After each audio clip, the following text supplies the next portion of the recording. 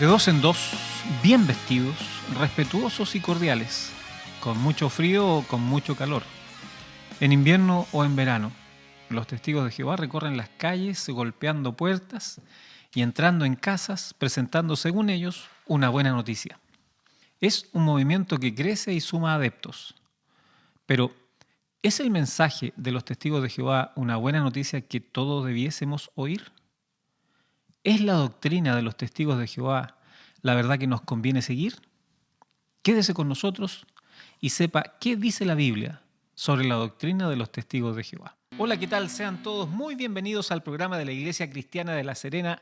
¿Qué dice la Biblia? La respuesta de Dios a un mundo en crisis. Han habido algunos llamados a la radio justamente a partir de los programas, de los últimos programas que hemos estado haciendo. Y tenemos personas que nos escuchan y quieren expresar su opinión.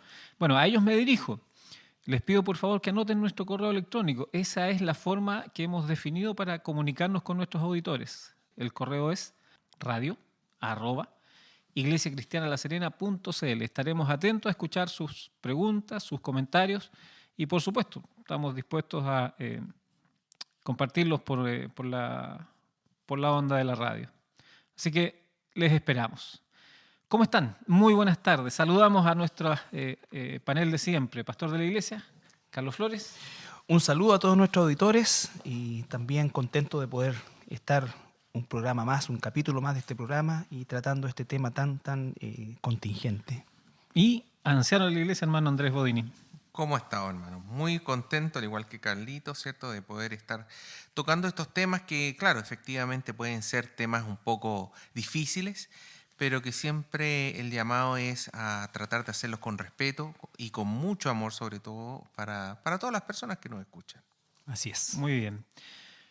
Vamos a ver qué dice la Biblia y esperamos terminar con este programa o con este tema en este programa el día de hoy. Estamos hablando acerca de los testigos de Jehová.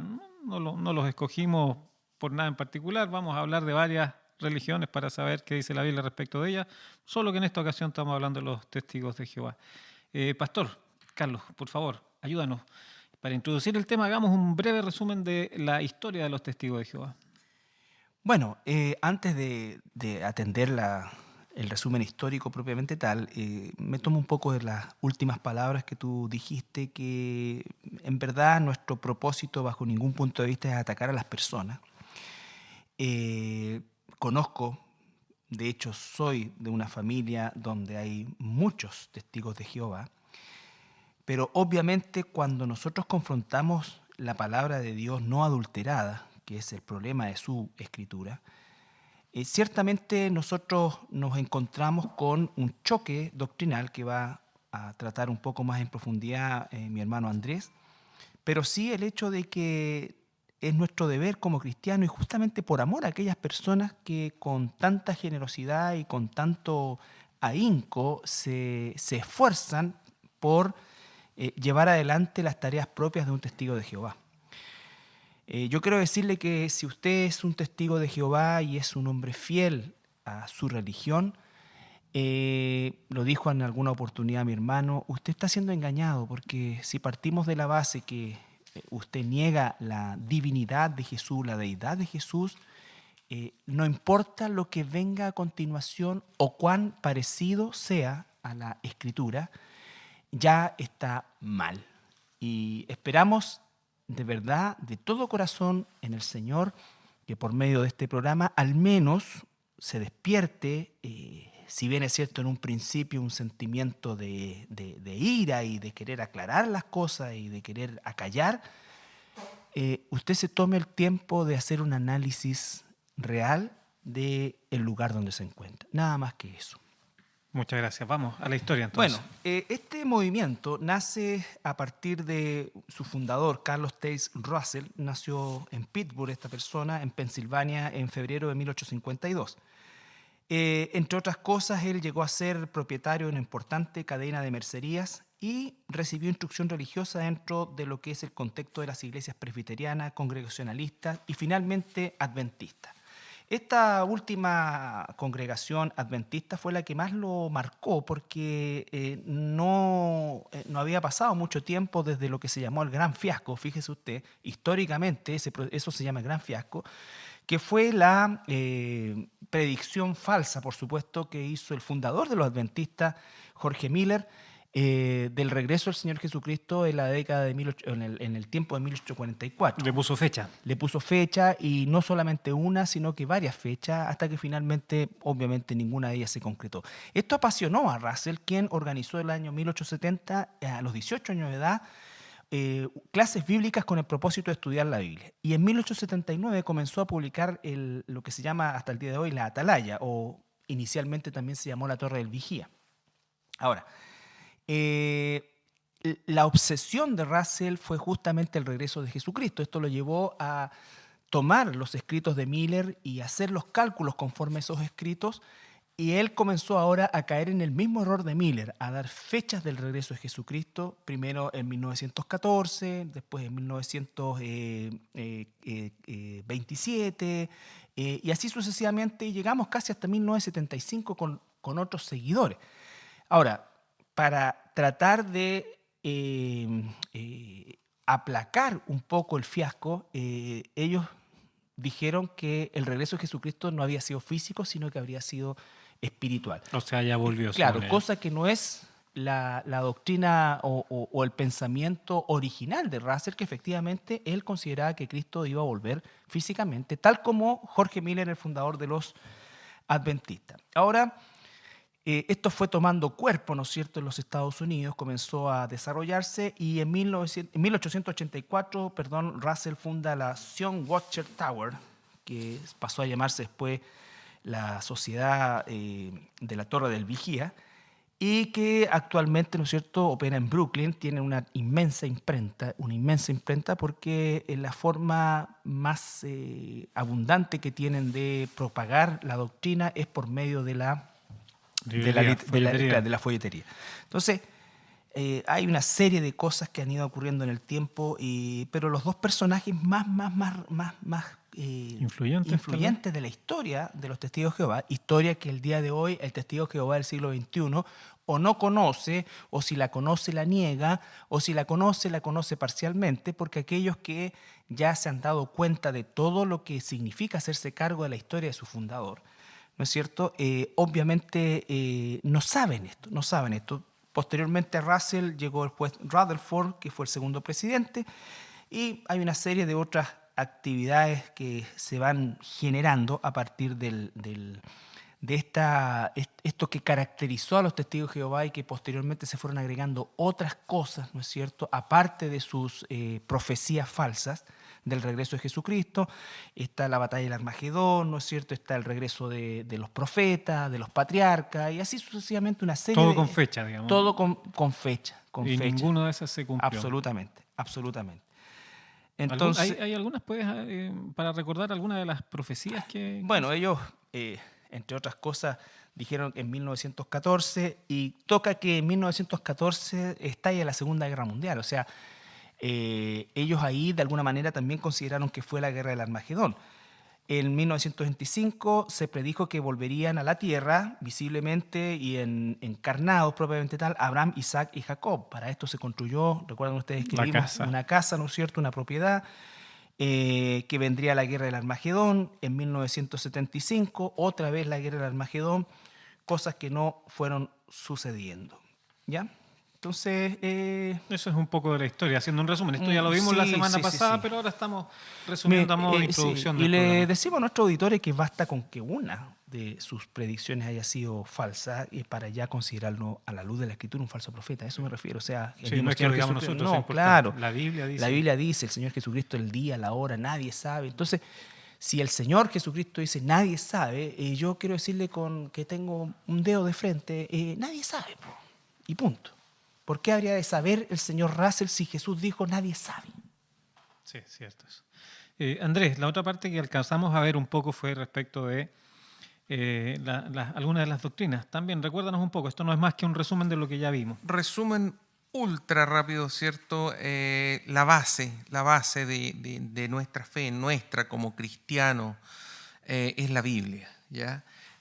Y justamente ellos tienen un tema doctrinal diferente respecto a nosotros, digamos, y a la mayoría de la gente que se conoce como cristiano bíblico, y es que para nosotros la Biblia es la verdad, es la palabra de Dios, y no solamente eso, sino que, siguiendo lo que la misma Biblia dice, no es de interpretación privada, ¿ya?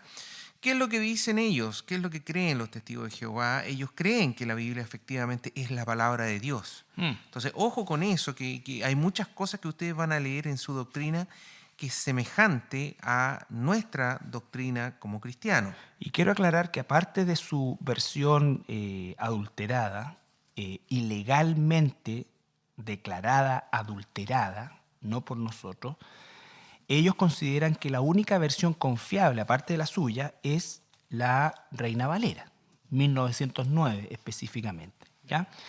Entonces, se ponen la soga al cuello porque obviamente la Reina Valera 1909 tiene la misma, o sea, está en una situación absolutamente contraria a los cambios múltiples que ellos hicieron antojadizamente en su traducción del Nuevo Mundo de las Sagradas Escrituras, que es la traducción suya. Aquí tenemos una copia de esa Biblia, ¿cierto? Tú la tienes Había ahí, aquí Carlito. un pasaje que nos comentaste antes de... Sí, por ejemplo, hay cosas que son importantes de ver, ¿no es cierto? Que es el hecho de que ellos, al no considerar, y lo va a tocar Andrés, a Jesús como Dios propiamente tal, en todos los lugares donde aparece que adoraron a Jesús, que son muchos lugares en el Nuevo Testamento, muchísimos, ¿no es cierto? Ellos lo cambian por la palabra homenaje. O sea que los discípulos le hicieron homenajearon a Jesús. Y eso es una ridiculez porque la palabra en el original, tanto en el griego como en el hebreo, es adorar. Bien. Sigamos, Andrés. Bueno, aparte de esta traducción, esta versión traducida de manera, ¿cómo se podría decir? Antojadiza. Sí. eh, tra- Irresponsable. tratando de hacer calzar las escrituras con sus doctrinas. Tenemos también las opiniones que emitieron estos primeros líderes de esta iglesia, como fue Rutherford, el segundo, y el primero Russell. ¿Qué es lo que decían? Según Russell, dijo, abre comillas, son prácticamente la Biblia misma, cierre comillas, refiriéndose a los estudios en las escrituras de su autoría. Es decir, mis libros, mis textos, lo que yo estoy escribiendo, básicamente Es o la prácticamente es la Biblia misma. Y también advirtió del peligro de leer la Biblia sin orientación de todos sus escritos. Sin orientación de él. De sus escritos, claro. Es decir, y una vez más, todas estas otras religiones falsas, digamos, parten del hecho de decir, no, para poder interpretar la Biblia, ¿usted qué es lo que necesita? Necesita los escritos de Juanito, Pepito, etc. Y eso, le voy agregando. Fíjate que esos escritos, en el caso de Russell, él escribió 7 tomos que se llaman Estudios en las Escrituras, que son material, o no sé cómo será ahora, debo ser sincero, no sé cómo será ahora en el siglo XXI, pero tiene que haber sido la base en su originalmente era la forma, la guía de estudiar las escrituras. Y obviamente cuando se revisan esos escritos desecha gran parte de las doctrinas básicas del cristianismo. Entonces tenemos el ejemplo clásico de una secta que los miembros de esa secta no pueden ver la Biblia de otra manera que no sea a la luz, entre comillas, o al filtro de su bajo líder. El prisma de Russell. Así es. Sigamos, todavía estamos en el resumen. Sigamos. Acelerémoslo. Hay otra doctrina también bastante importante que tiene que ver con Dios, la persona de Dios. Según los testigos de Jehová, ¿cierto? Ellos enseñan que esta doctrina de la Trinidad es una, comilla, abre comillas, doctrina notoriamente pagana. Pagana, dicen. Y que Dios es una sola persona, no una Trinidad. Efectivamente, como vimos la semana pasada, la Trinidad no aparece como palabra en la Biblia. Sin embargo, leímos un sinnúmero de pasajes Varios.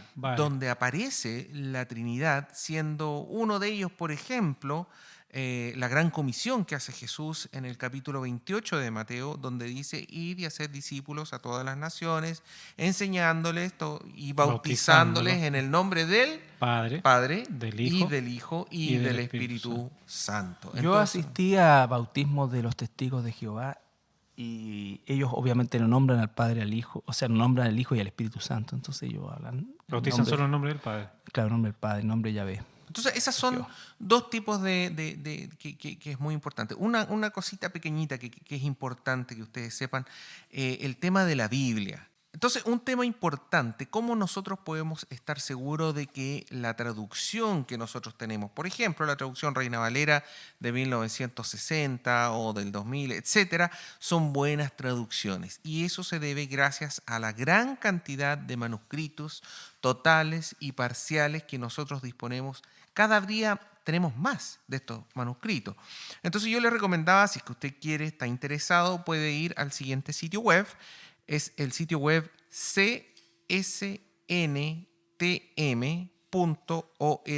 Repítelo lentito para que nuestros auditores tengan tiempo de ir a buscar el lápiz, buscar el papel. Es un lugar donde usted va a encontrar, por ejemplo, unos escritos, pero antiquísimos, del año 300, 400. Estos papiros están escaneados para que nosotros podamos leerlo hoy en día, para que nadie nos diga, esta es la traducción correcta. No, aquí está el texto original para que usted lo pueda ver. El sitio es csntm.org. ¿Encontró el lápiz? Disculpa, le voy a preguntar a los auditores, ¿encontró el lápiz? Parece que no. Dale un segundo. Oh, no, ahora sí ya. Repítelo de nuevo, por favor. csntm.org. Entonces ahí usted puede ver una serie de manuscritos antiquísimos en distintos idiomas, de distintos lugares, de distintos años, escaneados con una calidad pero espectacular, y usted podrá verificar, por ejemplo, Juan 1:1, que dice: en el principio era el verbo era con Dios y el verbo era Dios, no un Dios. Correcto. Ese tipo de versículos que sí aparecen en esta Biblia de la traducción Los Testigos y que de Jehová. son parte de los cambios que han hecho, que al final son como bien sutiles, pero cambian completamente la... Yo quiero decirle que a lo que se refiere, Andrés, son los manuscritos, nadie puede decir originales, pero efectivamente los más antiguos, y es un sitio arqueológico, pero quiero decirle que todas las traducciones, incluida la Vulgata latina, que es la versión que usó muchos años el catolicismo romano, que es tomada, ¿no es cierto?, de manuscritos originales, no tiene estas fallas, ninguna de estas. Entonces, durante más de 15 siglos se utilizó y no apareció jamás un manuscrito sobre el cual se pudiera afirmar las manipulaciones a esta altura satánicas que se hizo de la Biblia. Esto es terrible porque la Biblia dice, si uno quita, si uno modifica, si uno agrega, cae bajo maldición. Y ese es el punto. Esta no es la Biblia. Cuando uno dice, esta es la Biblia de los Testigos de Jehová, es un decir. Pero hay una sola Biblia. Una sola Biblia. Y la de los Testigos de Jehová no es la Biblia. No es la Biblia, aunque sea en un 95% exacta en un sentido. Una mentira a medias también es una... Lógico. Una verdad a medias también se transforma en una mentira. Lógico, y la escritura no es porcentual, la escritura es total. Uh-huh. Y porque es inspirada por Dios. Y nuevamente, por algo tenemos más de 9.000 copias.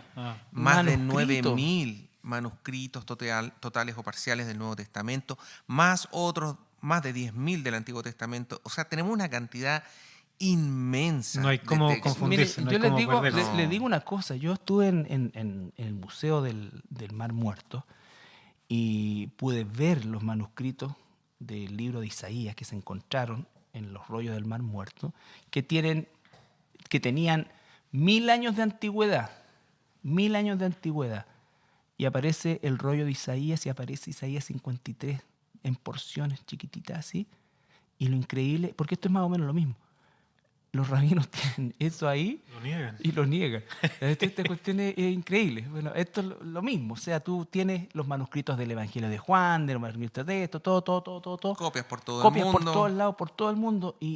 Pero aún así está la insistencia. No, esto no es así. Claro. No adoraron a Jesús. No adoraron a Jesús, Jesús no es Dios. Solo lo homenajearon. Bueno, eso obedece un poco a la raíz de esta doctrina que es lo que se llamó el arrianismo, que fue un hereje, sí, que hay registros de Arrio, pero él no escribió, ni siquiera Arrio manipuló la escritura.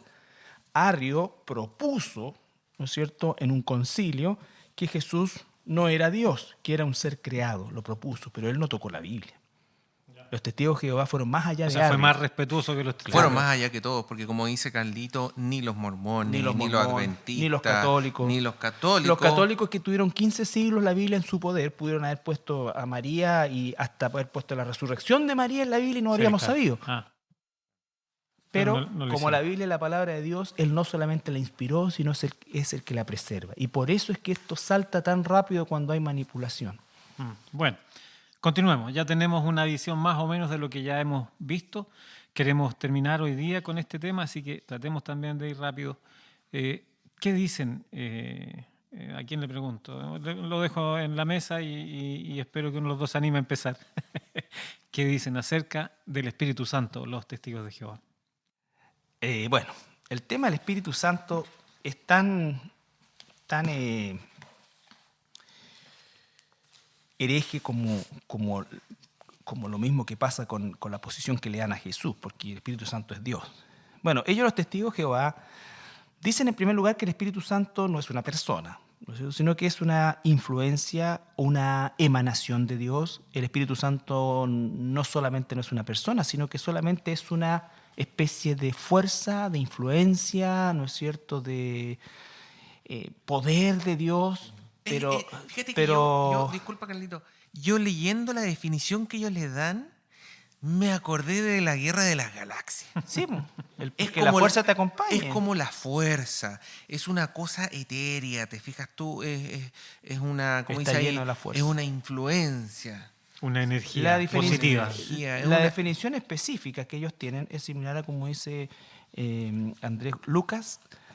Atalaya, el 1 de julio de 1961, dice: el Espíritu Santo, abro comillas, el Espíritu Santo de Jehová es su fuerza activa, invisible, no solo el poder que reside en sí mismo, sino su energía, casi diríamos nosotros como esotérico, ¿no es cierto?, sino su energía cuando se proyecta fuera de sí para cumplir su voluntad y propósito. Por ser invisible y poderoso, se le llama espíritu. Bien, no nos detengamos más en lo que la definición ya está clara. Ahora veamos qué dice la Biblia respecto a esto.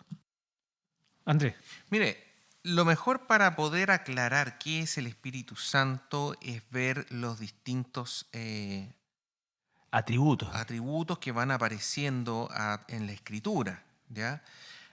Por ejemplo, nosotros tenemos acá de que el Espíritu Santo enseña. En 1 Corintios 2:10 dice: pero Dios nos la reveló a nosotros por el Espíritu, porque el Espíritu todo lo escudriña, aún lo profundo de Dios. Entonces, nuevamente, aquí está hablando de que el Espíritu revela, enseña, y además el Espíritu nos escudriña, es decir, nos evalúa, nos analiza y lo analiza todo. Entonces, ¿cómo una fuerza va a poder enseñarte puede hacer algo? tantas cosas. Va a poder enseñarte algo. Algo que, como dijiste tú, es etéreo. Bueno, Claro. Juan 14, 16, 17 dice, ¿no es cierto?, yo rogaré al Padre y Él le dará otro consolador. Ahí está diciendo la palabra consolador, que es la famosa palabra paracleto, que entre otras cosas significa uno de la misma clase. Uno de la misma clase que nosotros. Cuando se refiere al Espíritu Santo. Al Espíritu Santo. Jesús está diciendo: les conviene que yo me vaya para que el Padre envíe a uno de la misma clase, al Paracleto. Bueno, el Espíritu Santo nos habla en Hechos 3:2, Hebreos 3:7. El Espíritu Santo evalúa las cosas en Hechos 15:28. Él vive con nosotros y en nosotros, una serie de otros versículos. 1 Corintios 3:16, 2 Timoteo 1:14, Romanos 8:9, 11, Efesios 2:22, 2 de Corintios 1:22, Gálatas 4:6. Hay uno en particular, Carlitos, que me gustaría leer, que es Efesios 4:30. Sí. Efesios 4:30. Dice que puede ser agraviado. Voy a buscar en mi Biblia para que vea usted que estamos en vivo. Efesios 4.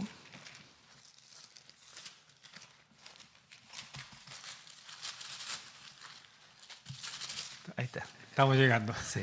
Efesios 4, 30. capítulo 4, versículo 30.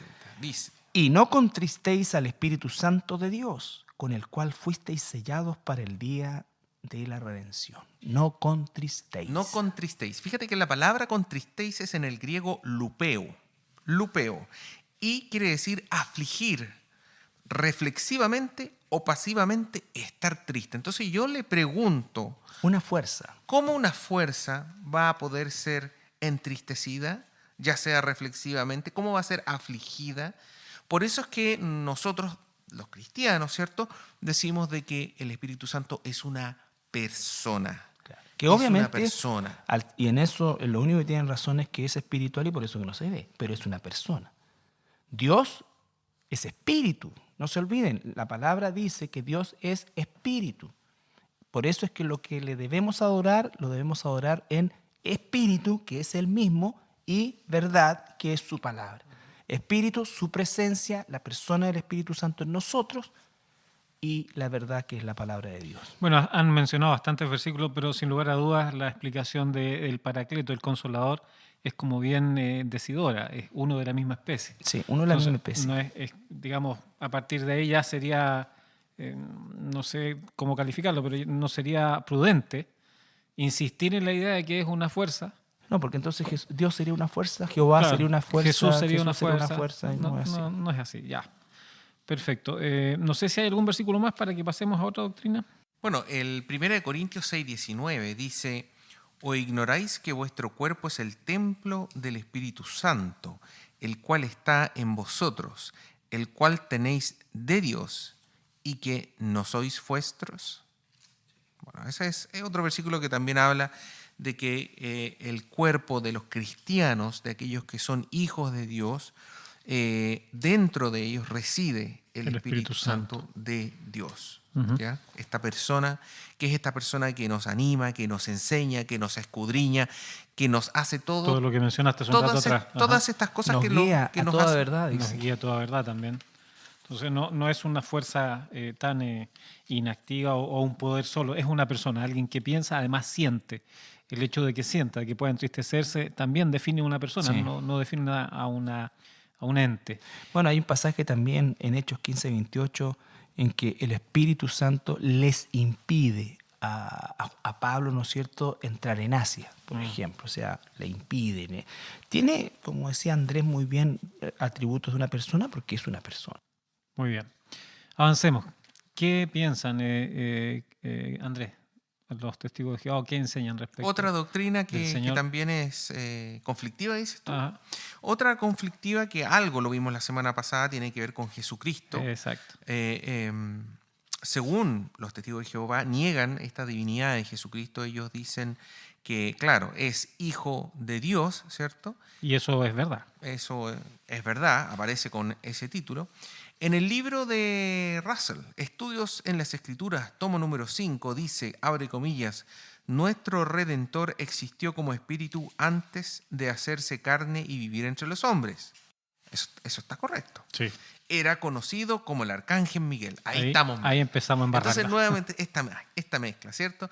En la revista Atalaya de septiembre de 1961 también dice, Cristo, Jesús, Miguel, peleó con el dragón y este fue echado a la tierra, refiriéndose al texto de Apocalipsis, capítulo 12, versículo 7. Y en otros libros aparece ya de frentón, abre comillas, Jesús no era Dios Hijo. Miguel es realmente Cristo Jesús, refiriéndose al arcángel Miguel. Y ahora, ¿qué dice la Biblia? Bueno, una de las cosas básicas que nosotros vimos es Juan capítulo 1, versículo 1, ¿cierto? Que dice, en el principio era el verbo, y el verbo era con Dios, y el verbo era Dios. Es decir, aquí está hablando de que el verbo era Dios. El verbo, si usted lee, y les recomendamos siempre que no nos crean a nosotros porque sí, tome su Biblia, ábrala en Juan capítulo 1, lea el capítulo completo para que no vea que tampoco nosotros estemos sacando de contexto este versículo, ¿cierto?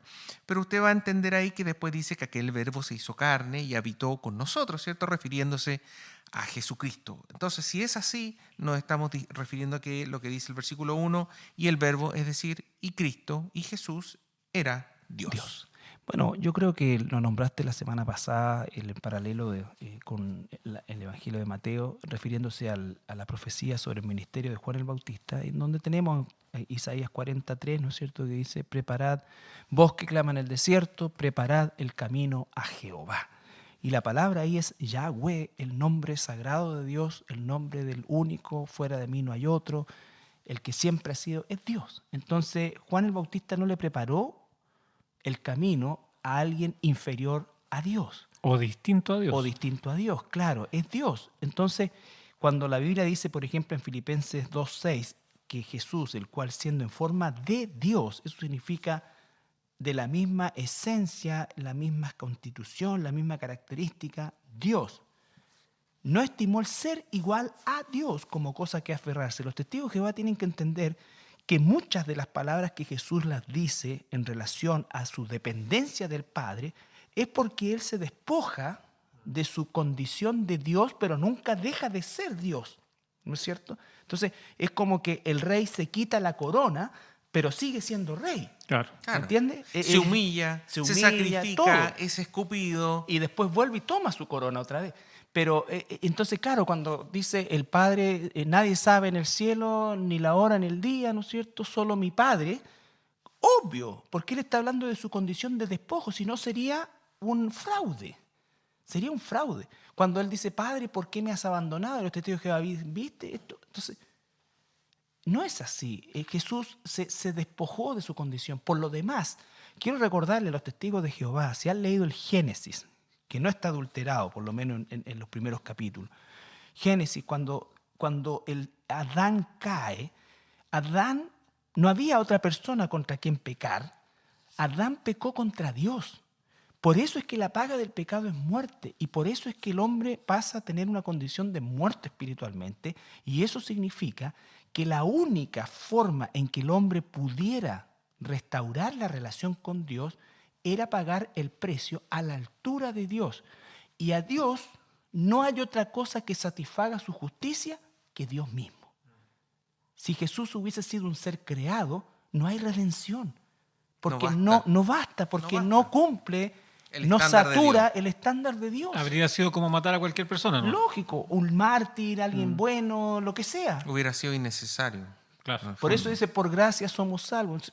Habría bastado que Dios o mandara el mejor ángel del cielo o una buena persona aquí en la tierra. En el libro de Mateo, Evangelio de Mateo, capítulo 1, 23, dice, palabras de un ángel también, ¿eh?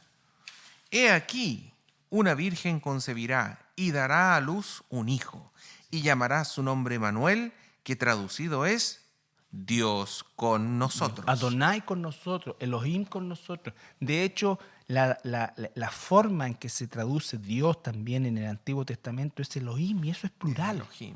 Tenemos en Hebreos, hay todo un texto de Hebreos que el apóstol Pablo se dedica a explicar por qué Jesús no se puede comparar con los ángeles. Porque esto también, ojo, los primeros judíos pensaban de que Jesús podría ser algún tipo de ángel también. Pero hay todo un texto en el libro de Hebreos que Pablo le dice la superioridad de Jesús respecto a los ángeles. Y a nadie de los ángeles le dijo Dios, tu reino, oh Dios. Dios le dice a Dios, tu reino, oh Dios, es eterno. Muy bien. Avancemos. Es increíble cómo pasa el tiempo. Así es. Bueno, otro aspecto de la doctrina es la salvación. Y esto es re importante tocarlo. Esto es elemental. ¿Salvación de qué, Andrés? Salvación de la muerte espiritual eterna. ¿Qué significa esa muerte espiritual? Mira, porque los testigos de Jehová tienen una posición frente a eso. Yo le llamaría a todas las personas que quieren o que no creen, por así decir, en lo que se conoce normalmente como el infierno o un lugar de sufrimiento en general eterno, busquen las palabras de Jesús, particularmente donde dice que habrá crujir de dientes. ¿En cuántas partes Jesús habla y dice habrá lloro y crujir de dientes, ¿cierto? Donde el gusano no muere. También es otra frase que utiliza Jesús una y otra vez, animando a las personas al arrepentimiento para que no tengan que pasar por ese padecimiento. por este Bueno, padecimiento. los testigos de Jehová dicen que la muerte es la aniquilación, se acabó. ¿Eso es verdad? Sí. Eso es lo que dicen ellos. O sea, eso como doctrina es verdad, es Eso es lo- bíblico. eso es lo que dicen ellos. No, no es bíblico, porque nuevamente, si hay algo que habla Jesús una y otra vez, tiene que ver con la muerte eterna La separación eterna de Dios en el infierno. Bien, en el infierno. entonces para que construyamos la doctrina de la salvación, ¿qué dicen los testigos de Jehová, Carlos, respecto de la salvación? Bueno, los testigos de Jehová dicen básicamente que la salvación es por obra finalmente, ¿no es cierto? Ellos hablan de que del mismo Russell enseñó que el rescate hecho por Jesucristo no garantiza la vida eterna, sino una segunda oportunidad para el hombre. Y O que sea, el hombre la tiene muerte de que... Cristo no es No, no suficiente. es suficiente. Y que el hombre, en este caso, tiene que suplir esa falta con obras. Claro. Con obras.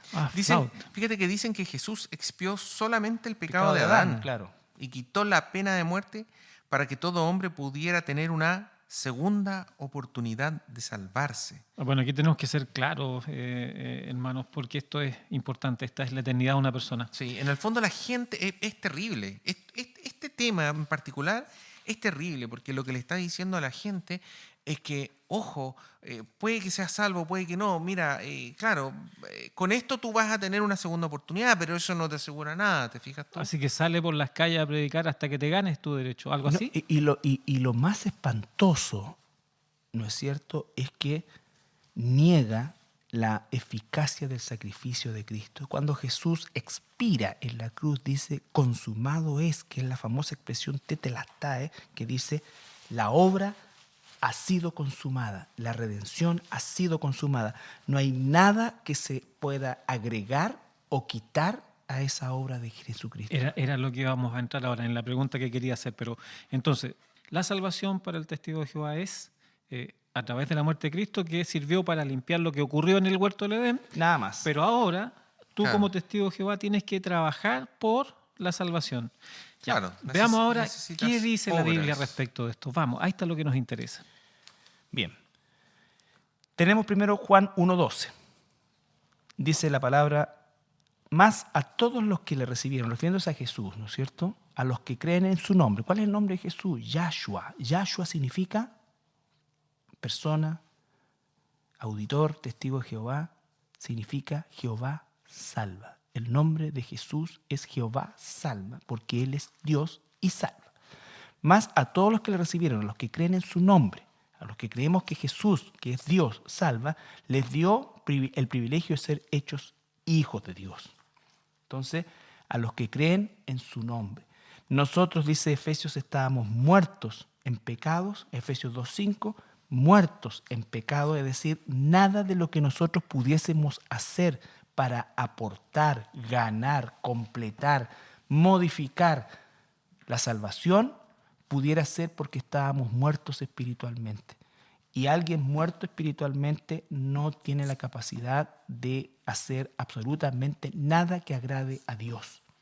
El hombre nace caído, nace muerto, nace separado, y si no cree en el nombre del único que puede salvarlo, que es Dios, Jesucristo, ¿no es cierto?, perecerá eternamente separado de Dios, que eso es igual al lago de fuego eterno, donde no se aniquilan las personas, sino que donde todas aquellas personas que rechacen a Jesucristo como Dios, ¿no es cierto?, vivirán eternamente siendo castigados, y donde, como dice Andrés, donde el lloro y el crujir de dientes no pararán nunca más. Andrés, una pregunta sobre lo mismo. Un testigo de Jehová entonces podría argumentar de la siguiente manera. Bueno, yo creo en Cristo. ¿Y qué tiene de malo que yo trate de ponerle más obras encima? Para tratar, ¿dónde estaría lo malo de hacer eso? Mira, tanto que hablamos del Espíritu Santo, ¿qué es lo que dice la Biblia? En Gálatas 5, capítulos 23 y 24, habla sobre el fruto del Espíritu. Es decir, acuérdense, el fruto, pensando en un arbolito, ¿cierto? Que viene en la época del verano y empieza a dar su fruto, ¿cierto? Que es lo que produce, por así decir. Y en Gálatas 5, 22 y 23 dice: mas el fruto del Espíritu es amor, gozo, paz, paciencia, benignidad, bondad, fe, mansedumbre, templanza. Contra tales cosas no hay ley. Pero los que son de Cristo han crucificado la carne con sus pasiones y deseos. Si vivimos por el Espíritu, andemos también por el Espíritu, no nos hagamos vanagloriosos, irritándonos unos a otros, envidiándonos unos a otros. Es decir, una vez que yo soy salvo, una vez que yo tengo el Espíritu Santo en mí, soy templo, estábamos leyendo hacia atrás, templo del Espíritu Santo, ahí yo puedo producir obras, puedo producir este fruto, este cambio absoluto en mi carácter. Pero es una vez que ya soy salvo. Nadie es salvo por obras, y eso aparece clarito en Efesios 2:8. Efesios 2:8, ¿cierto? Por gracia sois salvos por medio de la fe, y esto no de vosotros, es un don de Dios, no por obras para que nadie se gloríe. Entonces, es al revés. Entonces, al revés. Entonces, este tema de la salvación que hablábamos nosotros es como tener a la gente, por así decir, cautiva, las tiene tomadas, ¿cierto? Porque llenos de miedo, porque le está diciendo, viven llenos de miedo. Claro, y mire lo que nos dice Jesús, por otro lado, en Juan 14. Juan 14:1. Jesús quiere todo lo contrario. Dice, no se turbe vuestro corazón, no tengan miedo, no tengan susto, no se estresen. ¿Creéis en Dios? Creed también en mí. En la casa de mi Padre muchas moradas hay. Si así no fuera, yo os lo hubiera dicho. Voy pues a preparar lugar para vosotros. Y si me fuere y os preparare el lugar, vendré otra vez, que es otro tema, digamos, que para la segunda venida de Jesús, vendré otra vez y os tomaré a mí mismo, para que donde yo esté, vosotros también estéis. Y eso es lo que un cristiano debe tener seguridad en su salvación, lo que implica tranquilidad en su salvación. ¿Pecamos una vez que somos cristianos? Claro que sí. ¿Caemos? Por supuesto que sí, pero nos arrepentimos inmediatamente y trabajamos día a día para no pecar más. Fíjate que quiero agregar yo Romanos 8, que desde el versículo 28 es maravilloso, pero me voy a enseñar solamente en el versículo 35 al 39, la parte final del capítulo dice, ¿quién nos separará del amor de Cristo? ¿Tribulación o angustia, persecución o hambre, o desnudez, o peligro, o espada? Como está escrito, por causa de ti somos muertos todo el tiempo, somos contados como ovejas de matadero. Antes en todas estas cosas somos más que vencedores por medio de aquel que nos amó. Por lo cual estoy seguro, escuche, de que ni la muerte, ni la vida, ni los ángeles. Si Jesús fuera un ángel, estaría en la categoría de este grupo de seres que se incluyen en aquellos que son posibles de separarnos, entre comillas, ¿no es cierto? Porque dice, ¿quién nos separará? Y nombra todo lo que usted se pudiera imaginar, por lo cual estoy seguro de que ni la muerte, ni la vida, ni los ángeles, ni principados, ni potestades, ni lo presente, ni lo porvenir, ni lo alto, ni lo profundo, ni ninguna otra cosa creada nos podrá separar del amor de Dios que es en Cristo Jesús, Señor nuestro. Yo le pregunto, joven, señora, testigo de Jehová, ¿quién es su Señor? Porque la Biblia usa la palabra Señor con mayúscula para Jesús, tanto como para Jesús como para Dios, Padre. Y mencionó Jesús aparte de los ángeles. Exactamente, aparte de los ángeles. Y dice ahí, ni ninguna otra cosa creada.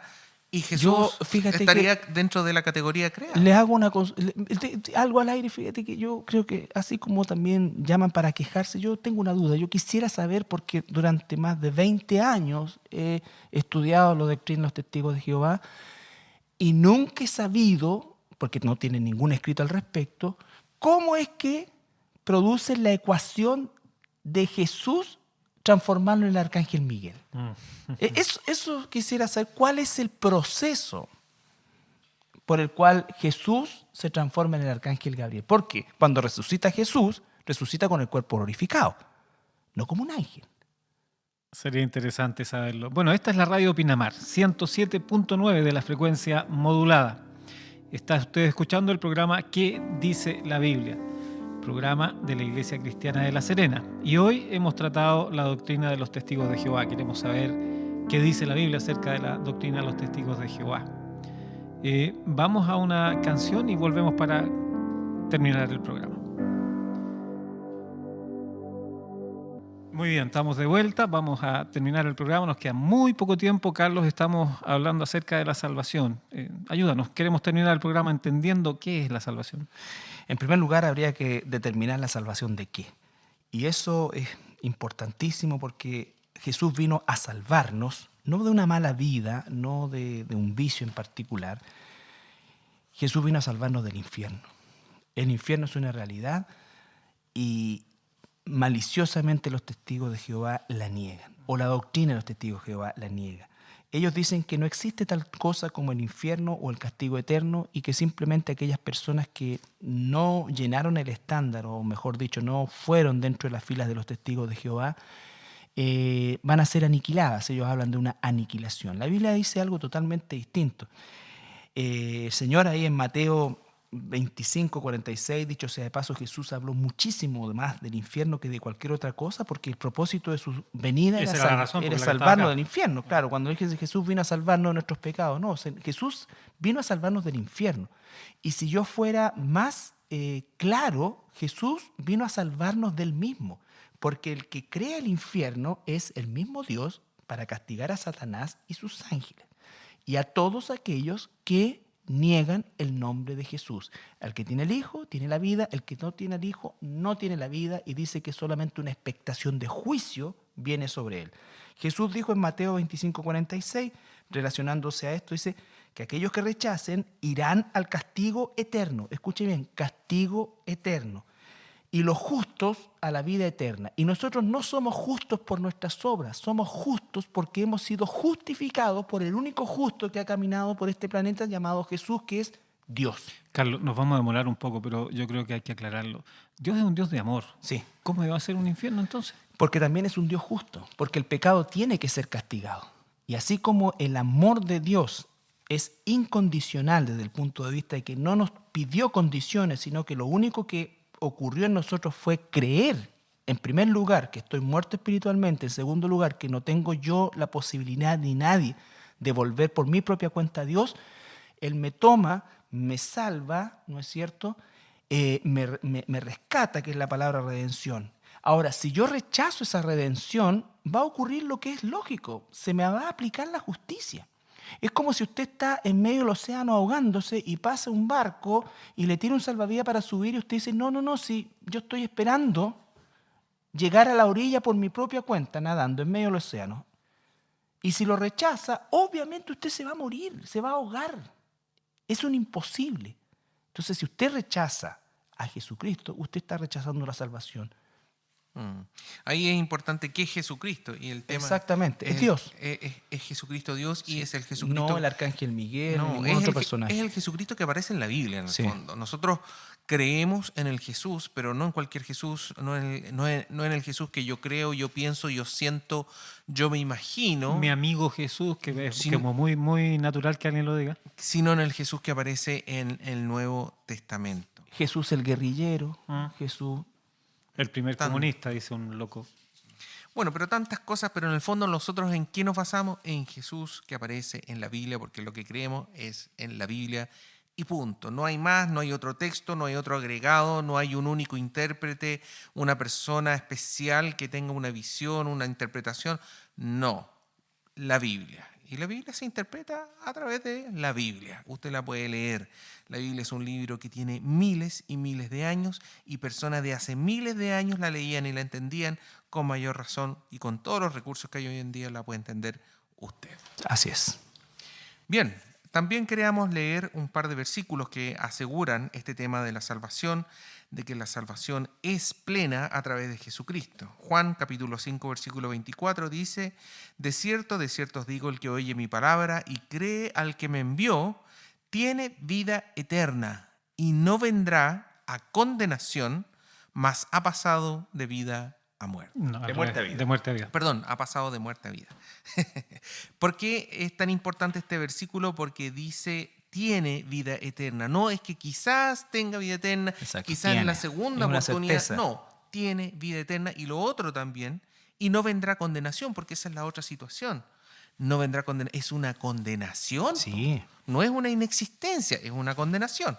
Y también el Efesios 2.5 dice que aún estando nosotros muertos en pecados, nos dio vida juntamente con Cristo, por gracia sois salvos. Muchas gracias. Bueno, llegó el momento del fin. Lo hemos dicho en cada programa, lo seguimos repitiendo porque es importante que lo sepa. No estamos levantando una asociación de enemigos de los testigos de Jehová ni nada por el estilo. ¿Qué hicimos en este programa? Pusimos algunas de las doctrinas del movimiento Testigos de Jehová y las comparamos con la Biblia. Y a todas luces, tanto en la historia de los Testigos de Jehová como en las doctrinas que enseñan, encontramos que la Biblia los descarta como la verdad. Al contrario, los pone como una mentira. Y voy a leer un versículo para terminar. Juan 17:3. Y esta es la vida eterna, que te conozcan a ti, el único Dios verdadero, y a Jesucristo, a quien has enviado. Si usted es testigo de Jehová y quiere seguir siéndolo, adelante. Lo que hemos hecho hoy es poner lo que la Biblia dice. Si usted quiere ser salvo, necesita arrepentirse, cambiar la forma de pensar, reconocer los testigos de Jehová como una gran mentira y venir a Cristo para la salvación. Y si usted no es testigo de Jehová, no es nada, la invitación es la misma para usted. Esta es la vida eterna, que te conozcan a ti, el único Dios verdadero, y a Jesucristo, a quien has enviado. Que Dios le bendiga. Que Dios le bendiga. Bendiciones.